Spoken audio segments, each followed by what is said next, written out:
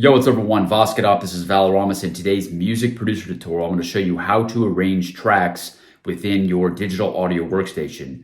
So my DAW or digital audio workstation of choice is Logic Pro 10.7. So we're going to hop into the DAW and I'm going to show you how to arrange tracks when you start with an 8 or 16 bar instrumental loop and how to expand this and then tell a story throughout time. Yo, what's up everyone? This is Valoramous. In today's music producer tutorial, we're going to discuss how to arrange tracks.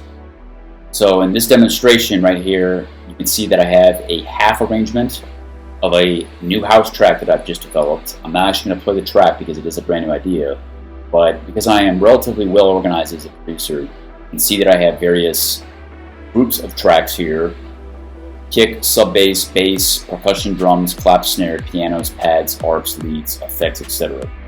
Now, how most producers will produce is they will develop an 8-bar loop, and then they may become stuck on how to actually expand that loop into a full track. Well, I think this is actually a relatively simple and straightforward process, but there is some nuances that you must learn in order to master the art of storytelling and then building your track to a full arrangement. But let's say you develop this 16-bar or 8-bar drop right here. You can see that there's kick, sub bass, bass elements, percussion, clap, snare, drums, pads, beats, and then effects. Now, because this is oftentimes the most energetic or busiest part of the track, what you're going to do to create an arrangement is you're going to add and or remove elements at certain points in the track. So when you develop a basic arrangement, you may have a 4-bar intro, an 8-bar verse, an 8-bar build section, an 8 or 16-bar drop.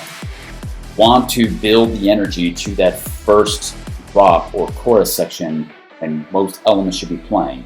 Now, at any given point during your storytelling, there should be one main lead, at most two, but definitely one main lead, and then you maybe have a secondary supporting lead at that moment in time. In the drop, what should be playing, at least the EDM songs, is going to be your vocals, the kick drum, and then maybe an instrumental melody lead. That instrumental melody lead should not be competing with the vocals. So what you can see I have here is I have leads, which are probably the main element, with the kick drum. Now when you bring this track from a low amount of energy to max energy at the drop, you can see that the intro section I just have sub bass, bass, and pianos playing. So again, you're starting small, and then when you go to the first verse, you're adding some more elements. So what is added here at measure 5 is a kick drum and then some additional pads. That's going to move the energy, or it's going to increase the energy and then carry the track forward.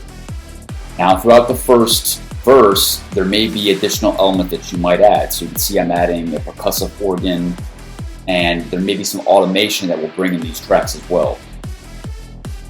When I get to the build-up section, you can see that I'm adding in these percussion drums right here, the closed hats. And then I'm also adding in an arpeggio and then a filtered lead. And then as you move towards the drop, even the drop itself has an evolution. Beginning, there's only a kick drum, and in the second half, we have percussion drums and then clap snare. And then for the second half of the drop, you're going to remove some of those elements, but maybe add a few additional elements that did not exist in the first verse. That's how you can carry these tracks to a full arrangement. So in terms of storytelling, yes, you're going to use automation, which is beyond the bounds of this tutorial video, but you're basically adding and removing elements at certain points of the track at those transition moments in order to push the track forward, capturing the attention of the listener, and then maintaining energy levels throughout the track that are not just going from 0 to 60 or from minimal energy to maximum energy at snap moments. Going to gradually increase and decrease the energy, build the energy, dissipate the energy, build the energy, dissipate or release the energy at those opportune moments in time. And again, maintaining the point that the drop should be the busiest section, and then everything else outside of the drop, the non-drops, should be less in energy and should be secondary. The build-up section, which immediately precedes the drop in EDM songs, should have a decent amount of energy, but it should definitely not be more than the drop itself. That's how you know you are telling a proper story.